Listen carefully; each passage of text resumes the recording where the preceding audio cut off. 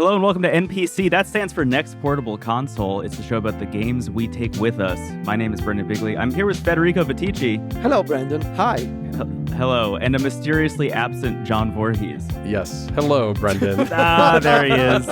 I think you had an idea of what I was. Yeah, I had a hunch. Where this Straight was going. straight from 1993 or something. It's John Voorhees. Yes. Hello. Hello. Now, everybody who doesn't listen to the show by going to YouTube should maybe run over to YouTube and just check it out. I am recording myself over a Game Boy camera.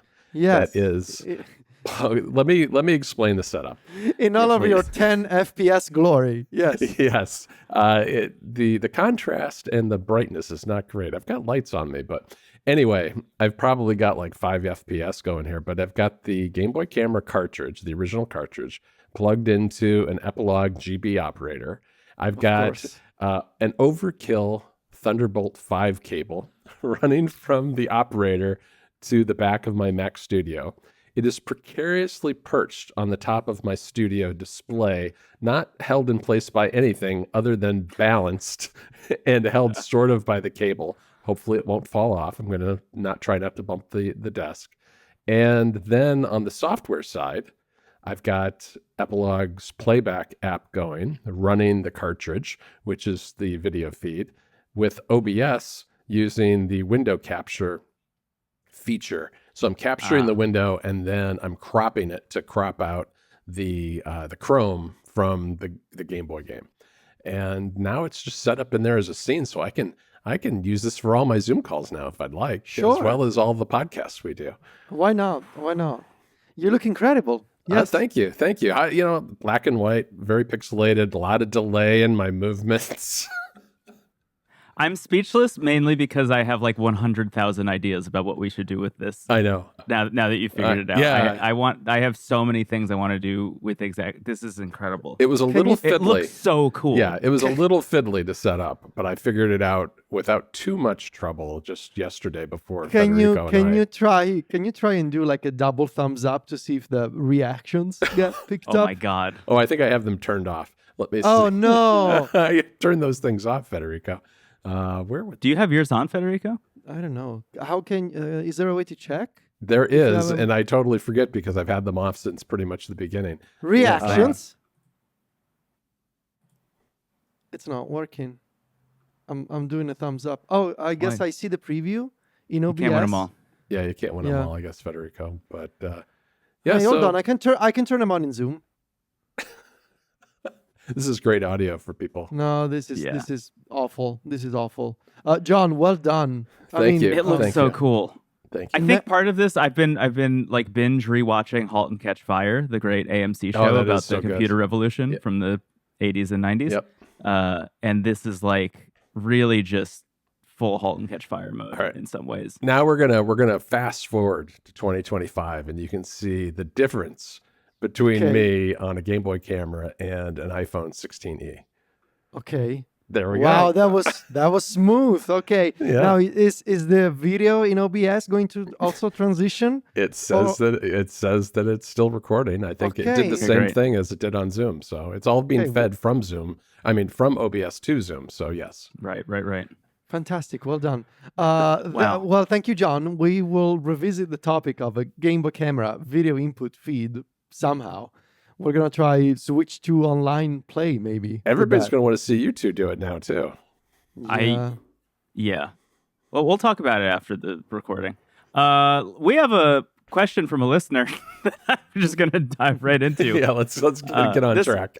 This one's from Kevin. It says, "Hey, NPC hosts, love the show. I game a lot on my Steam Deck, but it's clunky to dock for playing on the TV. I haven't found any Steam Deck docks that are as seamless or simple to use as something like the Nintendo Switch experience. How should I solve this? Are there better, less clunky docking options available that I should consider? Is it better to get a dedicated device connected to my TV, perhaps a mini PC, or and Steam Cloud syncing for switching between TV and handheld? Or similarly, should I get or build a gaming PC for my office and switch to streaming?" This question goes places at the end there. It really goes from, is there a better dock to, should I just build a PC? Should I just build a whole PC? Yes, which is hey. I appreciate that thinking. If you're feeling like building a PC, like build a PC, man. Yeah. It seems like a good seems like a good option. I will say, as I think the resident PC handheld docker of the three of us, we have that JSAW, like all three of us got sent that JSAW 12-in-1 dock from them. That thing is sick.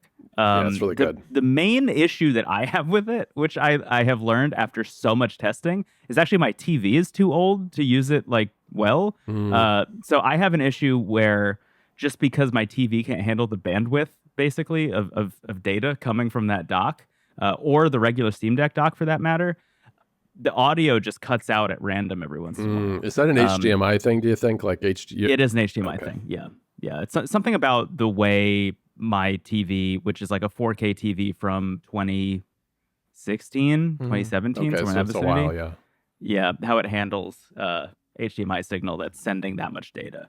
But that having been said, that dock is awesome. Like, it's not that dock's fault, and I'm a big fan of it. And it's one of my favorite things about it is it feels very adaptable to a lot of different situations. There's this like little thing on the front of it that you can press, and it kind of like extends out a place for you to put your Steam Deck, but also like it doesn't fit the ROG Ally X, which is the thing that I'm using most these days. But the Ally X just has like a kickstand on it because I have the kill switch case. So I just kind of like put the kickstand out and then just like place it in front, plug it in, totally fine, works great. So I would recommend that dock personally. I think the Steam Deck dock is like fine and good even, but I would just recommend, like, if you're going to spend that much money, get something that's a little bit more adaptable to other devices beyond just the Steam Deck. That's because, like, I assume if you're listening to this show and you're writing this question about either getting a Steam Deck dock or building a PC, the Steam Deck will not be the last PC handheld that you ever buy. Right. And you will want something that will work with the next thing that you buy, realistically. Right. And it'll work with any computer too. I mean, it's a great dock just for everyday computer use too. So yeah, I've used it for my MacBook. Just like plug it in. I've played. What was I playing? Oh, I was playing Clair Obscur via NVIDIA GeForce Now in 4K. Oh, nice. Through that dock, and it was great. Like really, really fantastic on my MacBook, just plugged in and then using a Bluetooth controller. So that's a great option. Obviously, you could buy a mini PC and plug it into your TV. I think that's not a bad option as well. You know, I have the B-Link SER8, and I like it. I think it's a great PC. It's basically a Steam Deck equivalent, but, you know, just like shrunk down into like smaller than Mac Mini size. But that said, like, just get the dock. It's a good dock. Yeah. I mean, the Steam Deck dock is fine. What I like about the Steam Deck dock that it gets software updates, right? So it really integrates nicely with the Steam Deck.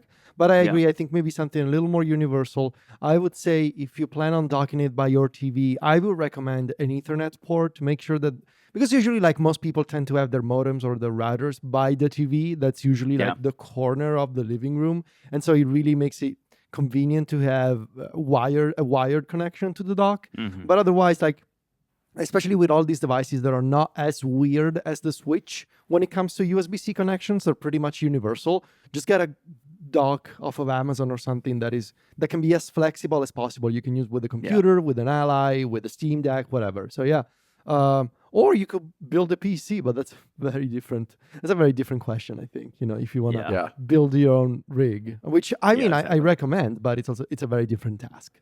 It's a fun process, definitely, and I don't know.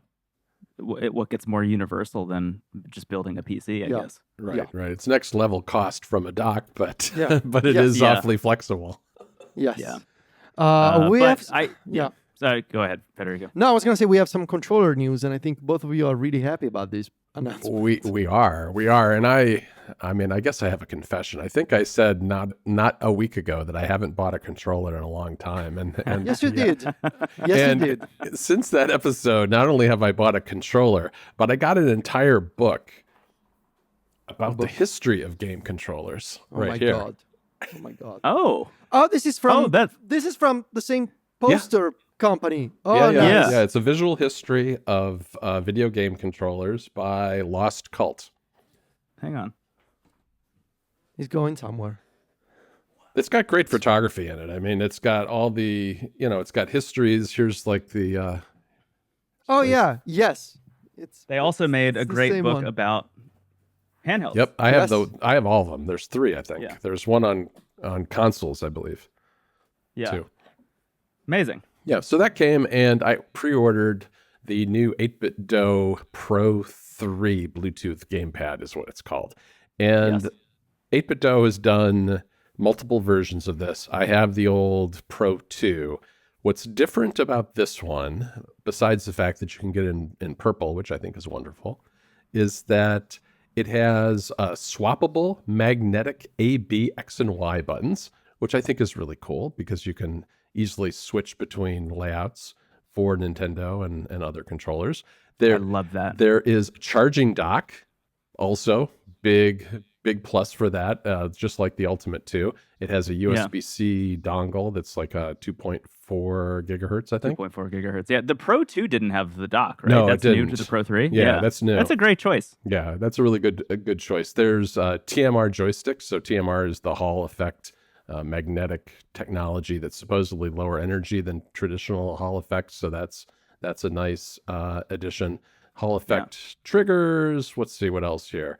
There's like tactile D-pad. It looks like there's like little rubber coating on the D-pad, and there's a fun little thing where they send you ball top joystick caps for the thumbsticks, where you get traditional, you get like little retro, arcade style joysticks, which is pretty cool. I totally missed that. Yeah, it's so interesting. Yeah, which I mean, I probably won't ever use them. Yeah. But I'm kind of glad that they're included. I think it's just a fun little touch. And the purple one you got comes with yellow ones, which kind of Yes. look like they look like the C stick, like GameCube style C stick. Yep, exactly. So I'm pretty excited about this. I think this is a nice upgrade from what they had before. They are doing something with their software. They mentioned in here that there's macro support, which from the image just looks like macros based on pushing button combinations with one particular button. But I'm kind of interested, based on my conversation last week about the 8BitDo Micro, is whether these macros will carry over into the keyboard mode for some of the controllers, and you'll be able to map multiple keyboard shortcuts, for instance, to something like the Micro. But yeah, I think this looks like a great controller. I'm really excited about it, and it's not coming until sometime in early August, I think. But but it's available now on Amazon. Yeah, and confirmed to work with Switch 2. Yeah. Oh, that's the other thing. What's really interesting here, I want to get your take on this, Federico, is on the Apple section about compatibility. It says it requires all the OS's version 26 and higher, which to me says that what Apple is doing... The Games app, maybe? Well, one of the things that Apple has announced that they're doing is they're going to make it easier for controllers to connect to all their products. And it's not really been described what that means. And I'm wondering whether there's actually, and I need to dig into this further, whether there's an API that's being released that 8BitDo and others who are making hardware are going to incorporate into the firmware of their controllers that'll make them easier to connect. Because I have noticed during the beta period that it is easier to connect a control. It was never hard, but it's easier to connect them now than it was before. Interesting. Yeah. Well, that's totally your beat on Mac stories. So that is the kind of thing that you should look into. Interesting. Yep. Huh. Okay. Can I talk about Thunderbolt 5? Of course you can. We have a couple. Okay, so there's continues to be movement on Thunderbolt 5. We see this sort of, oops, I just bumped my camera. Sorry about that if you're watching the video. We continue to get some announcements from companies about Thunderbolt 5 accessories. This time they're coming from Razer. Razer has announced a follow-up to the popular Razer Core eGPU enclosure. We are now looking at the Razer Core X V2. So it's a follow-up to the Core X. I used to have the Razer Core X a few years ago, back when I had an NVIDIA 3080. Yes, I had a 3080 eGPU 3-4 years ago that I was using with my first handhelds and my first gaming laptops. Before you started getting people to 3D print parts for you. I was so young and innocent. Oh, you're just off. You were so off the shelf those days, Federico. I was so mainstream. Gosh, buying an eGPU enclosure. Yes, you can now order a Razer Core X V2. So we're looking at Thunderbolt 5, 140 watts of power delivery, but you gotta bring your own power supply. So the PSU is not included. I think you can That's put weird. in well, I mean, you gotta put in an ATX compatible PSU, probably to keep the cost down, because I mean this is gonna be $350 without the PSU. So I guess Razer said, well, probably not a good look if we're gonna sell like a box of aluminum with the PSU for $600 or $700. Yeah. No USB, no Ethernet, just straight up Thunderbolt 5. Pretty much like the previous Core X. And in theory, now the documentation on this is a little unclear at the moment. In theory, 4-slot GPUs should be supported. This is going to be a big chunky enclosure, let me tell you. I used to have one of these. It's heavy and it's chunky. Pictures make it look huge. Yeah, it's a big boy. And it's got a handle, if I'm not mistaken, like to pull it up from the back. So that's coming, but obviously like Razer right now has, 3 laptops with Thunderbolt 5, and as we discussed last week, there are virtually no handhelds with Thunderbolt 5, but of course Thunderbolt 5, it's backwards compatible with USB 4, and I was taking a look at some forums on Reddit, some conversations on Reddit. Realistically, you're looking at essentially, when you consider the downstream connection and the bidirectional support, basically about the same speed of Oculink when you factor in all the data loss for Thunderbolt 5. So we'll see when proper Thunderbolt 5 handhelds and more laptops show up, but this is interesting. Also, Razer, the same press release, they announced a Thunderbolt 5 dock. So they used to have one before with Thunderbolt 3, then with Thunderbolt 4. It's a good-looking dock. It's got a good-looking dock, 10 lots of inputs, ports. Yeah, lots of inputs. Kind of on the expensive side, but it's small, it's compact. It's got RGB, I think. Yeah, like all Razer things. Bury the lead. Sorry. But yeah, good looking dock. But yeah, the enclosure will be interesting, but there's nothing to test it with. So I keep recommending people, like, don't jump on the Thunderbolt 5 bandwagon yet, because there's like, you can just buy the accessories, you can buy the cables, but there's no handhelds. So keep waiting. Yeah. Oh wow, that dock is $400. Yeah, it's a lot. That's a lot of money. I think a similar dock from like what would a similar dock would be more like CalDigit. Like CalDigit would be more like 300, I think, or 250, something like that. I'm looking it up. Yeah, it's. I mean, the Thunderbolt 5 docks I've seen so far are from Kensington, OWC, and CalDigit, and now this Razer one. Yeah. CalDigit says that theirs is coming at the end of the year, or at the end of the month. Yeah, there have been some reviews that have come out, but they've been a little slow getting them out the door, I think. 280. 280. CalDigit. Okay. Yeah. Also, it looks like less ports though than Razer. So. Yeah, Razer's is one of Razer, the most I've seen. I think Kensington doesn't have that many either. I'm not sure about OWC. Can I ask you guys, how do you guys feel about the TrimUI Smart Pro Mini patent that's floating around? Have you seen that? Yeah. I don't know, because I feel like I don't like what I want from TrimUI is something like as small as the brick. Not sure. Like, I'm not really into this form factor of handhelds. The horizontal. Yeah, same with the Anbernics, the horizontal ones. I don't know that. I'm more intrigued by the really small ones or the really weird ones. This is like, I don't know, too normal for me. I kind of agree with you. Yeah, it's very honestly average. like the thing that I think in last week's episode we talked about, that new Anbernic metal one that's coming out. Right. Like, that to me feels like exactly what I would want, I think, if I was going to buy a horizontal handheld these days. But I'm really not in the market for one, and I'm kind of with you, Federico. Like, I never really want to buy one, mainly just because, I don't know, I find the portability and the, something like this, which is like, I can just throw it in a bag, is great. I feel like if I had the screen exposed, I'm going to be a little bit freaked out. The thing about the TrimUI brick is that it's like widely beloved, right? I think everyone who owns one loves it. They're coming out with that metal one, which is amazing. Mm-hmm.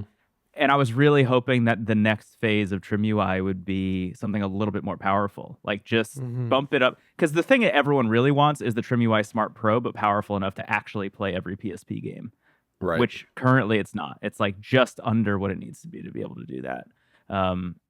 But this, like, we're just taking all the same internals and throwing it in a different form factor thing. I feel like people are, maybe this is just me projecting, I feel like people are starting to kind of get sour on. Like, we want to see weird stuff. Yeah, you're well, saying, I mean, it's the Federico. form factor that's been around the longest, right? I mean, that's where Right, that's also true. right, and that's kind of where Anbernic got its start, and so we've seen these since COVID and even before that, and I think people are just kind of done with them. People probably have already figured if they have one, what they want, and I don't think that this really advances things for TrimUI in any kind of meaningful way, other than to That's how be I able to feel. say they have a horizontal one.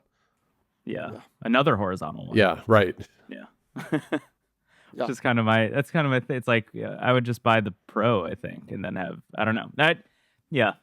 It's weird. It's a weird announcement, I think. From a company that seemed like it was taking very logical steps one by one by one. It feels like a step backwards a little bit. Mm-hmm. Should we pivot to a thing that you guys got? Yes. John, we both received something this week. Yes. You have it right there. It's the MagicX Zero Magic 40. X. I only have here because I I got was it showing when I off the sent. settings. I got the box, so at least there's the box. Got the box. Oh yeah. Uh, What does it say on the front of the box? It has a little tagline that I'm obsessed with. yeah. Are you ready? The game has started. Yeah, love that. That's so like early 2000s Yes. Yeah. Are you ready? ad for the Game Boy Advance. Yeah, I love So that. here's what I will say. I've only set it up and I've tried like a single game.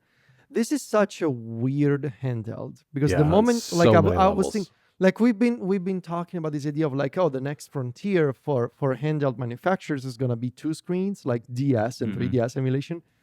And this is not two screens. This is one screen. And when you get it and when you set it up, you realize what it is. And you're like, oh, I understand what they've done.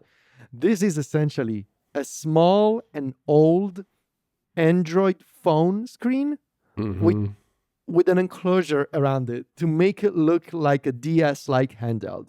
But it's essentially the screen of an Android phone from a few years ago, vertical portrait that gets split when you're using Drastic or Melon DS like in two. It's not really obviously it's not a physical separation, and they've tried their best to sort of hide the Android nature of it all. But then as soon as you go into settings and you're like, oh yeah, I see, I'm using an It's just Android. Android. I'm using an Android phone. They're doing the thing that I don't like, which is it ships with a bunch of games built in. And I could not figure out personally how to get rid of them because I wanted to use my own. I looked at this morning before we started recording. Okay. So I took out the micro SD card. I put it into my Mac. I looked. I couldn't find the games either. Yeah. I looked for the hidden files. Still couldn't find the ROMs. My Mac said that there's only like 10 or 20 megabytes available on this 64 gigabyte card, but I can't find the ROMs no matter how hard I look. And as Federico was talking to me about this yesterday on the side, I don't know really what to do. You can't. I don't think that the only way to get rid of them, I suppose, is to wipe the micro SD card. But then you're also wiping the operating system. So I don't, because it's on the micro SD card, I believe. Right. So Yeah, I don't. Is there a hidden partition? Maybe it's not even on. It gets stranger. Yeah. Here's an even more concerning detail. When I set it up and I connected to my Wi-Fi network, Yeah. I saw in settings that there was already a previously known Wi-Fi network. Really? Yeah. That's weird. I don't love that. I did not look at that. But the box was sealed.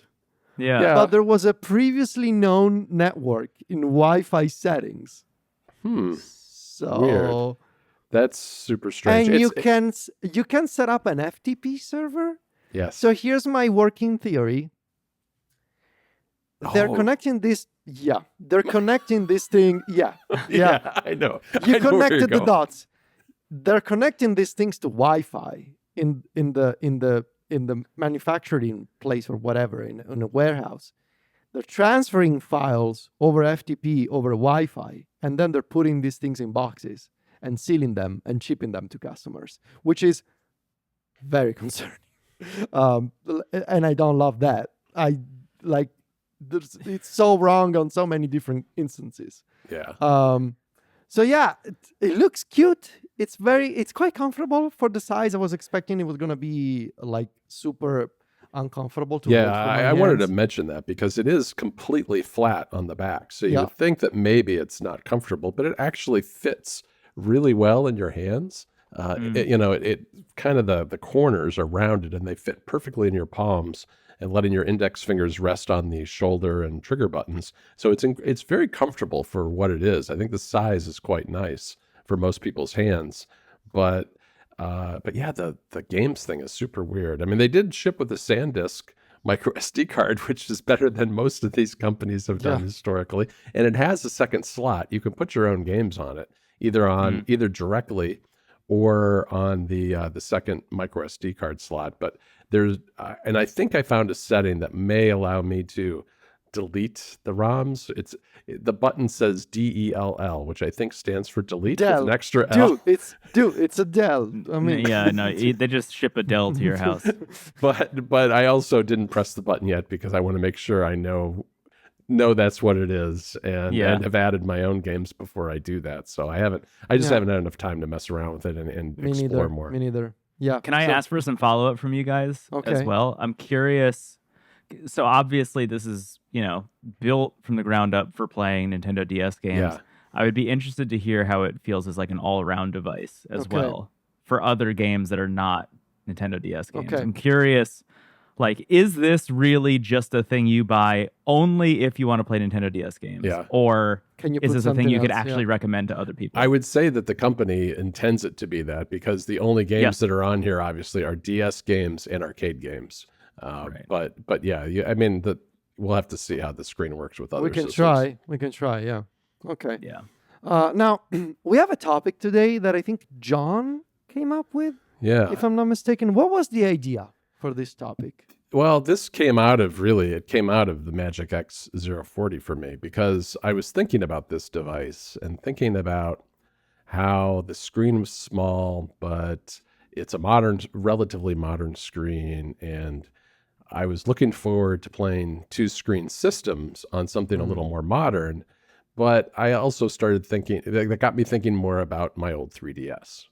And so I wanted to talk to you guys about maybe some of the handhelds that we own that we've been revisiting in recent months. Things that maybe we've had that are as old as an original hardware, like a Game Boy or a Game Boy Advance, all the way up to maybe retro handhelds we got a year or two ago, and what we think of them now. Because what I did, my pick for this is the 3DS, because I went back and pulled out this, which is my pretty nondescript dark gray, I guess it is, 3DS. It's technically the new Nintendo 3DS XL. And I was looking at it and I remembered the story about how some of these had better screens than others. And so I started doing some research, looking into, do I have one of the good ones? Because, if you go looking for these to buy them on the used market, one of the determining factors as to how much it's going to cost you is whether it has, I think they're called VT screens or IPS LCDs. And the IPS ones are better just because they are viewable from more angles and have richer colors and that sort of thing. And I looked at mine and I thought, wow, that top screen actually is a lot better than I remembered it. I hadn't pulled this out in a while. And so I did a bunch of research, thanks to some deep research help from ChatGPT, and was able to determine after I was pretty certain that I had an IPS for the top screen, but not the bottom screen. And after a little bit of research and working with some of the homebrew apps that I've set up in here from jailbreaking it, was able to confirm that, yes, I have a top screen that's an IPS screen, which I was pretty happy about. And since then, I've been playing a couple of games. I've been playing Super Mario 3D Land, which all-time Great game. kind of love Great that game. Absolutely love that game. And I play it with 3D turned off. And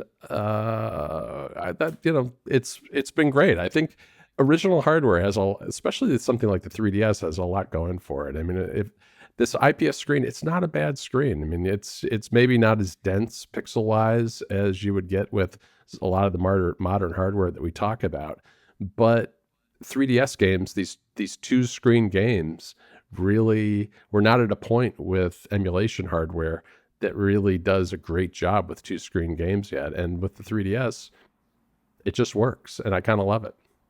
Yeah. Yeah, I feel like generally speaking, if anyone came to me and was like, I want to emulate 3DS games, my number one recommendation would be just get a 3DS. Yeah. Like that is first and foremost, I think, the best place to play it still. Because they're not that expensive, very easy to install homebrew on. Yep. Yeah, I don't know. It will always be the best, realistically. Yeah. Can I? Okay, this is a call to the listener. Actually, if you're a listener and you know how I can replace the circle pad, the left circle pad on my new 3DS non-XL, please reach out to me, because I have a new Nintendo 3DS which I love dearly and have customized. I imported faceplates from Japan. I did the whole thing when it came out. And the circle pad is falling apart because I've used it so much over the years. And I don't know how to replace it. So if you know, please hit me up. I would love to save my 3DS. Yeah.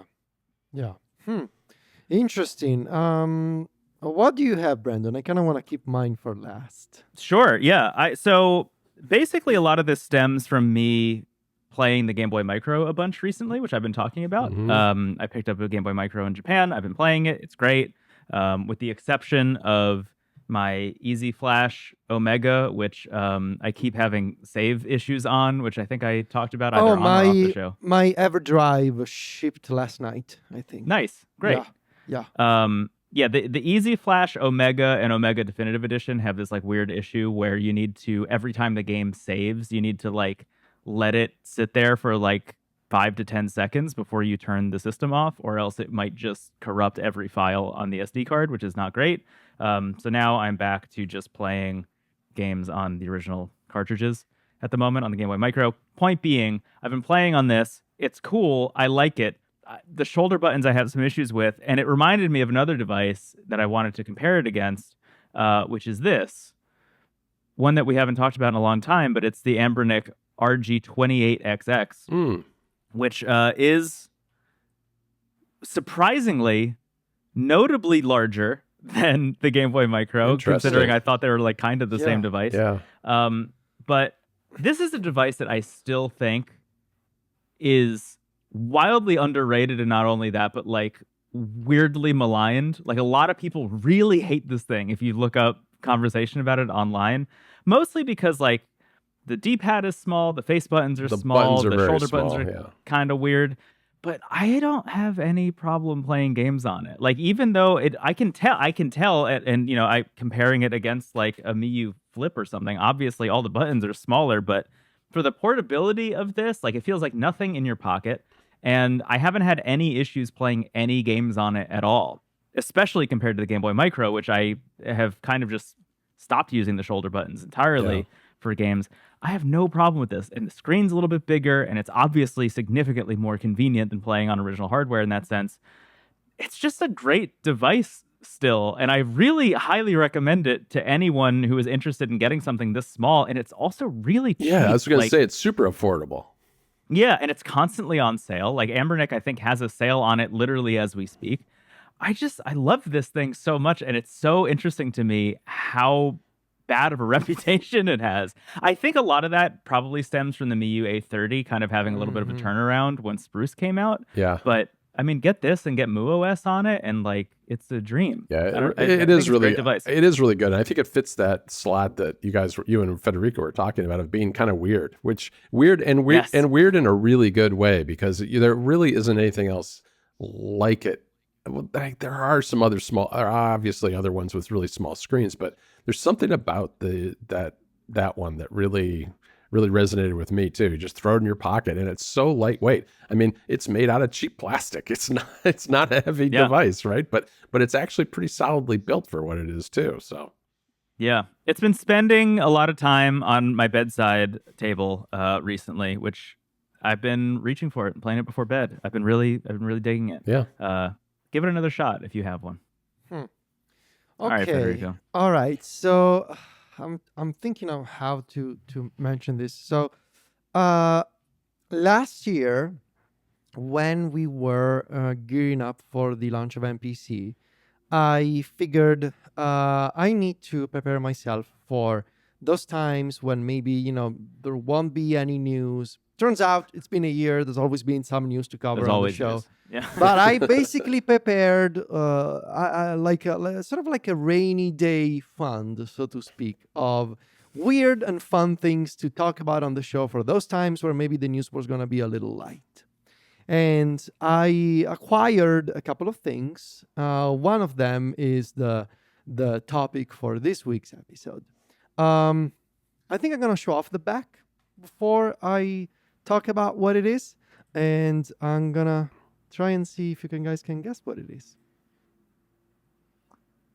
That is the Game Boy Macro. Good I think job, is Brendon. what people call it. It's a Game Boy Macro. Yes. Oh, wow.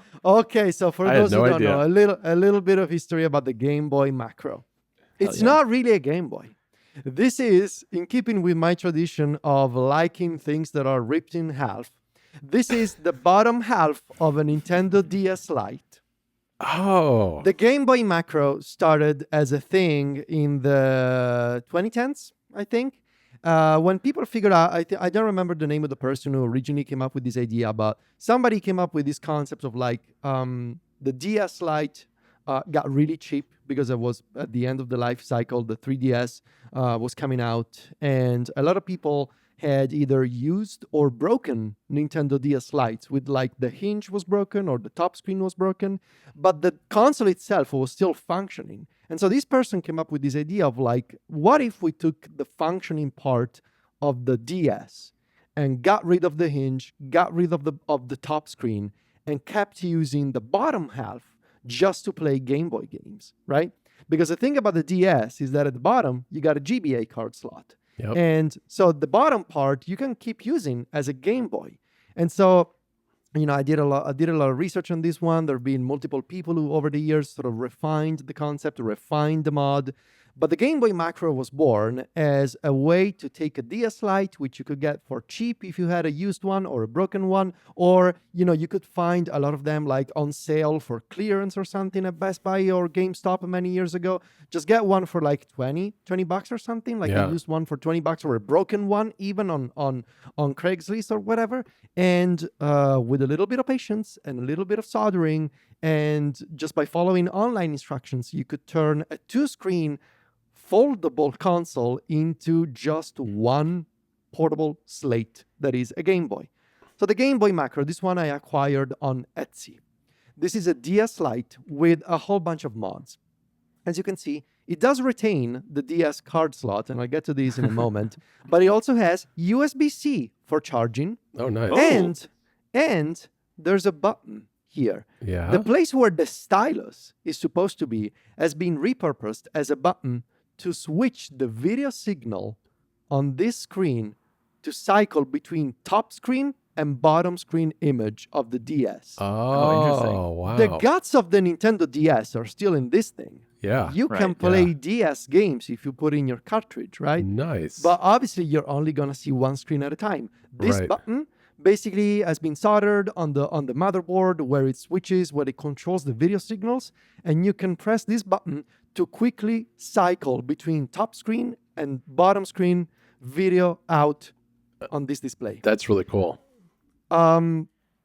Obviously, I have been using this to play GBA games, and when you turn it on, as you can see, you're just gonna see the DS home screen, and you can start a GBA game, and it starts Pokemon Fire Red in this case. Also worth noting here is that the speaker has been redone as a mono speaker on this side, and there's my save file of Pokemon Fire Red happening here.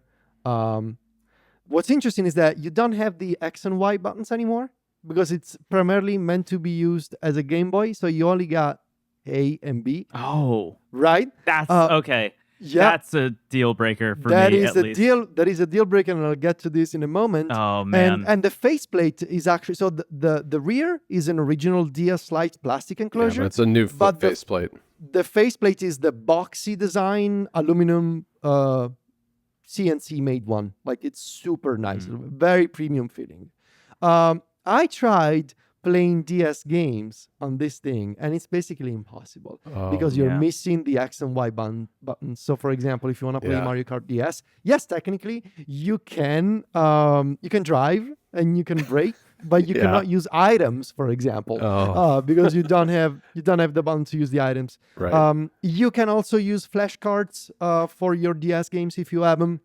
Depends on the flash card, because obviously flash cards are doing a bunch of weird things in terms of like taking over the video signal. So there's only some flash cards for DS games that work with the Game Boy macro. You can get it to work. I got it to work. You need to basically patch the software of the flash card to say, no, don't take over the video signal, because I need to be able to flip the button to flip between the screens. Why would they get rid of the X and Y, Federico, if it's designed to keep the DS cartridges working? It depends on the flavor of the Game Boy macro that you get. If you go on Etsy, you will find Game Boy macros that retain the X and Y buttons. Yes, I'm looking at some right now. This particular mod that I have this particular mod that I have is only a Game Boy. It's meant to be used as a Game Boy for your GBA games, and as soon as I get my EverDrive, I'm gonna put in all of my backups. Like, this is super portable, like for content. Like, I'm just comparing it to my phone. It's tiny. It's tiny. It's very pocketable. It's cute. It's not Game Boy Micro tiny, but it's tiny. No, but it's half of a DS. Like, it's super nice to hold. Yeah. But yes, on Etsy, you will find some crazy Game Boy macros. Like, some of them that have all of the buttons and replace the hinge, like actually keep the hinge, but they turn the hinge into a light bar. Like a that's neon cool. RGB light bar. I like really that. Cool looking. It's really cool looking. There's a bunch of creators on Etsy that do like really, really excellent work with these modded consoles. But yes, the Game Boy macro started as a way to salvage broken DS Lite units. I love it still has a life of its own in the very niche community of people who want to keep playing old Nintendo form factors in a completely different way, thanks to the modding community and thanks to people who know how to solder, how to modify the motherboard of these things, and so forth. So it's been fun to keep this a secret for the past year. I've been playing it a bunch with Pokemon, honestly, and it's really fun. You do get the advantage that the DS screen is still better than a standard GBA screen. It's brighter, and I don't know, it's more comfortable for my hands at least to have this form factor. And it's got USB-C. So I really wanted to have USB-C. It's easy to charge, and So people who are interested in this have an idea. What kind of price ranges are we looking at for some of these mods? A lot, probably. I'm seeing for the style that Federico has, it's looking like about $250. Yeah. For the one with the light bar and all 4 face buttons, it's closer to $100, which is more reasonable, but doesn't have USB-C charging. I don't think has the because to... you're not paying for the console, you're paying for the work, right? It's a lot of work. You gotta open it up. You gotta in some mods you gotta modify the PCB. You gotta solder the contacts, especially if you want to do the fancy video flipping stuff with the buttons. Right, exactly. You gotta replace the stylus. You gotta most likely replace the battery. You gotta rewire the speaker. So the speakers are at the top, right? On the DS. You gotta rewire the speakers and find the place for the speakers and turn it into a mono signal at the bottom. So you're paying for the work. Unless you want to do it yourself and you know what you're doing, and all of these things are like open specs on GitHub, for example. You can look up the project files and you can do it on yourself if you know how to solder, how to cut and reassemble things. Or if you got money burning a hole in your pocket, as they say, you can get one of these pre-made for you. Nice. Yeah. I love it. I want one. It's really cool looking. Yeah, the ones John, you should go look at the ones with the light bar. You're gonna. I'm gonna lose my mind if I see the light bar one. I'm not gonna go there yet. Cool. It's nice that I can add this to my collection of custom Nintendo consoles. So I have a Game Boy Macro, a Louis, and the Ashida Wii. So I have 3 of them so far, which is fun.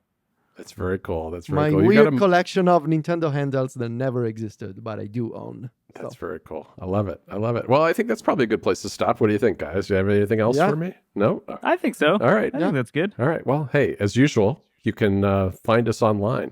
And also for NPC XL, I should mention, we have another Federico project, which is Federico is going to talk about his G9 gamepad for the Lenovo Tab Ultra. So that's just me and Federico. We lost Brendon for this Excel, but we'll have him back next week. So stay tuned for that. And if you want to get Excel, just go to Patreon and look for NPC. You'll find us there. And you can also find Brendon over at wavelengths.online. And you can find me and Federico over at macstories.net. And all three of us are on social media. Just search for our names there and you'll find us. Thanks for joining us this week, everybody. Talk Thanks, to you. everyone. Bye, Thank everybody. you.